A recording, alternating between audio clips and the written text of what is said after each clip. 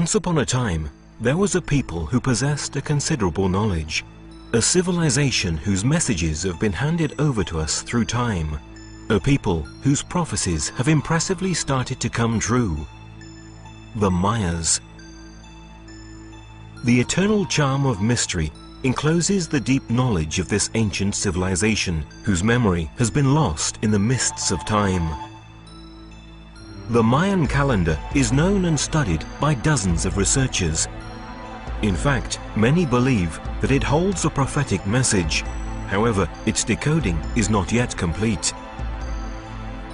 The Mayas were convinced that time is cyclic. Every 5,125 years, an era would end, simultaneously opening a new one.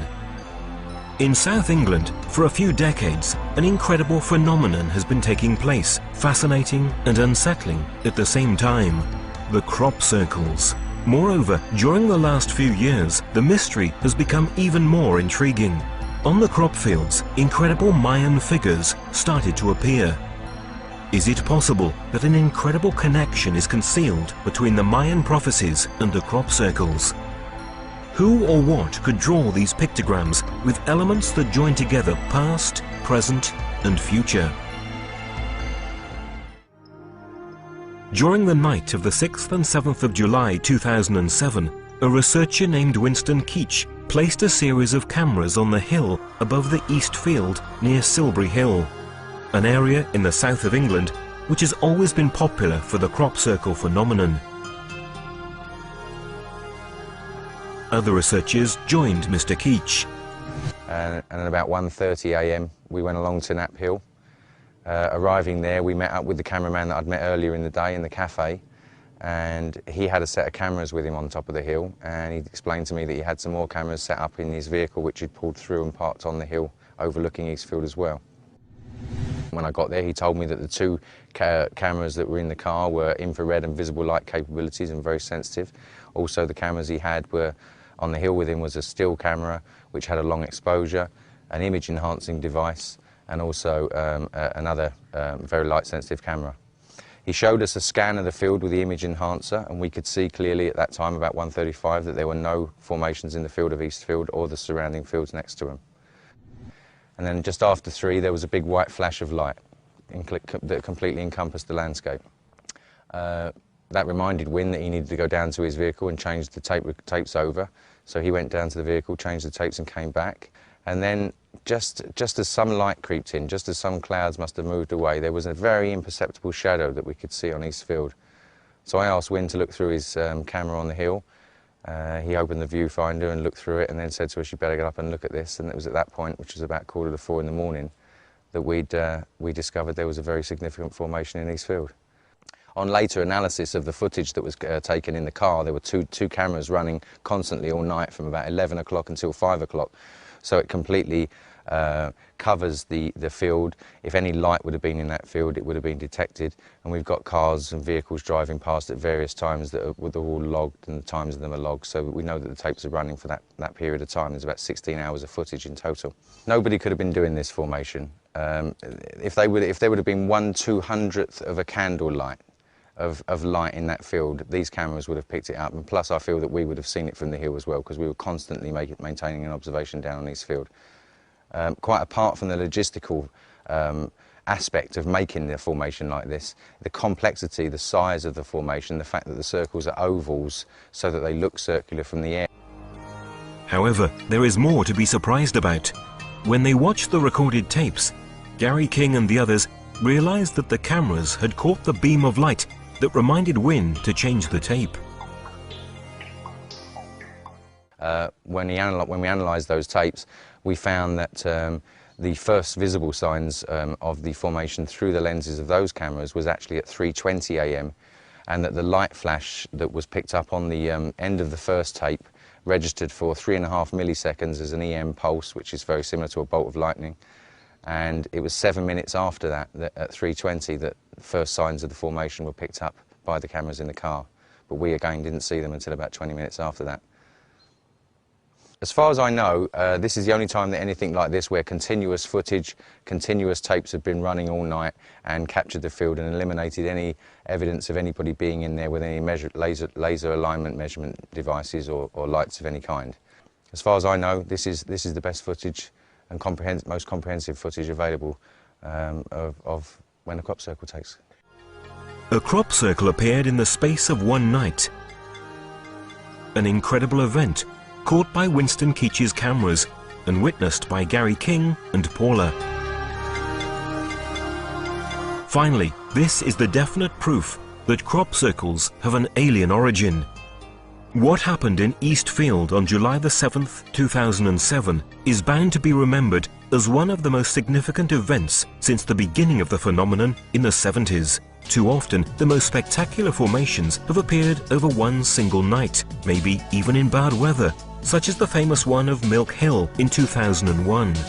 The greatest pictogram ever appeared until then, consisting of 409 circles occupying an area of 90,000 square meters. Such events give even more credit to the theory of the non-human origin of the crop circles. And the appearance of Mayan figures and symbols in wheat fields would suggest that the mysterious architects of the crop circles want to draw our attention to current events and towards the end of this era. Actually, the use of the term prophecy regarding Mayan people is not quite correct. The Mayas, in fact, had identified regular cycles of time occurring in the universe.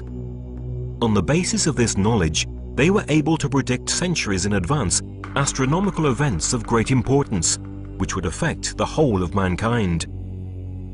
To calculate these cycles, the Mayas had developed a complex system of calendars that they used in order to synchronize their existence with the flow of events and of cosmic energies. The shorter cycle that they calculated was 52 years long and was obtained through the interaction of two different calendars: the sacred calendar, called the Zolkin, and the civil one, called Harb. The Zolkin was formed by 13 months of 20 days each, for a total of 260 days, corresponding to the average length of gestation of a human being. The Harb calendar was made up of 18 months of 20 days each, for a total of 360 days. In order to obtain the solar year 365 days long, there was an addition of a 5-day month called Uabe. According to their studies, our solar system undergoes a circular motion toward and away from the center of the galaxy, the Milky Way, which lasts 25,625 years. The Mayas called this cycle Galactic Day and subdivided it into 5 subcycles of 5,125 years each, which they considered as individual eras and were called suns.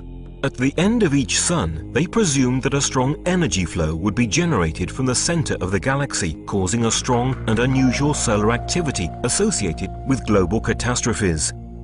In fact, in 1997, the SOHO spacecraft detected an energy flow from the center of the galaxy, and a few years later, the Sun entered a very strong activity cycle. This gave scientific support to what had been anticipated by the Mayas. Also, the Mayan forecast regarding the energy coming from the center of the galaxy appeared in a crop circle on July the 13th, 1996 in West Kennet. The figure shows the Mayan symbol Hunab Ku, which represents the galactic center. You can clearly see rays coming out of its perimeter. Next to Hunab Ku, there are the crescent moon and a comet. How is this connection possible between the Mayan prophecies and the crop circles? The Mayas remembered that already 4 suns, namely 4 cycles of 5,125 years each, had elapsed since the beginning of the Great Cycle or Galactic Day. Thus, according to their calculations, we are now at the end of the era of the 5th sun, which began on August the 13th, 3114 BC, and will end on December the 21st, 2012. During this period, the Mayas predicted new upheavals on our planet and a great spiritual renewal in humans. The survivors would have started a new golden age. a change that, according to some researchers, has already begun. On the 13th of August 2000, near the Chilbolton Military Radio Telescope, appeared a beautiful crop circle that could not be deciphered. Its proximity to an installation supervised 24 hours a day makes it difficult, if not impossible, to think about a human origin. Its explanation arrived unexpectedly the year after. In fact, in the same field, on August the 14th, 2001, a new pictogram appeared. This time, however, it was not the usual symbol. This is in fact a face with clear humanoid features, designed with the same technique used for the old black and white photos of newspapers. A set of points where the difference of width and distance between them creates the image. A technique never seen before in crop circles. By applying a graphic filter on the photo, more details become clear.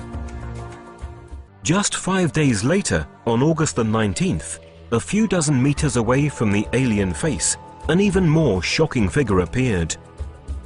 It seemed the reply to the binary code message transmitted by the Arecibo radio telescope in 1974.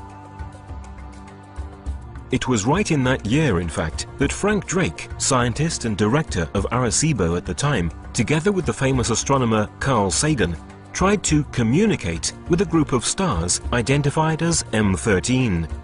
It sent out a message of introduction of mankind to a hypothetical alien civilization, indicating data on our numerical system, on the basic atoms of terrestrial life, on the structure of human DNA, and of our solar system with the Earth's relative position. They also included data relative to the Arecibo radio telescope. According to calculations, the message should have taken 25,000 years to reach its destination, and the same again to receive a reply. A really long time, let alone the fact that no one could tell whether that group of stars really hosted a supposed alien civilization.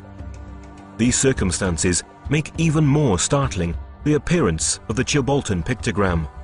Is it possible that someone received our message and replied to it much earlier than expected? We have the same numerical system with 0 and 1.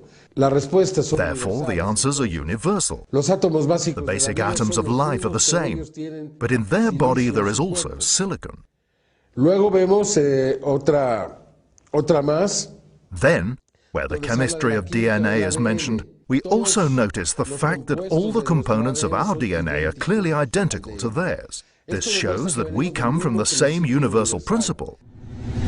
When they mention their genome, they tell us that they have 1,048,000 sequences more than us. This means that they are much more evolved than us, which is normal.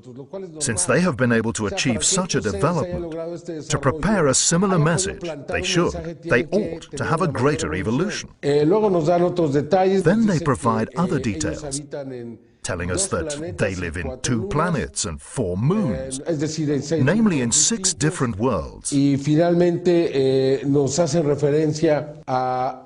finally, they refer to the instrument used to send out this message. Surprisingly, we found that the figure representing this device appeared 1 year before in the same place.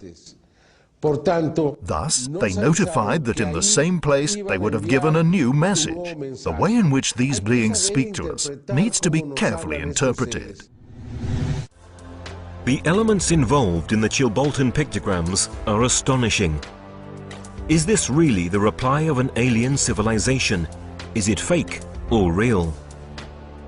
The Mayan Dresden Code announces that, starting from the 1991 eclipse, it has begun a process that will lead humanity to the encounter with the Lords of the Stars. Are these events part of it? We could still carry on describing further data and symbols related to the knowledge and prophecies of the Mayas, which have appeared in the extraordinary English crop circles. Could the Mayas really predict future events? Do these warnings have a real foundation? Now, even scientists confirm that the Earth is a living entity, a complex organism. The message coming from the ancient Mayas and modern crop circles appears to be the same. A change of conscience is absolutely necessary, as never before in human history. A message of warning and hope coming from a past whose importance is hardly being recognized. And this is what the creators of the pictograms did. Whether human or alien, they amplified the message coming from the cultures of the past, such as the Mayas, through a fascinating symbolism beautifully engraved on the wheat fields of England.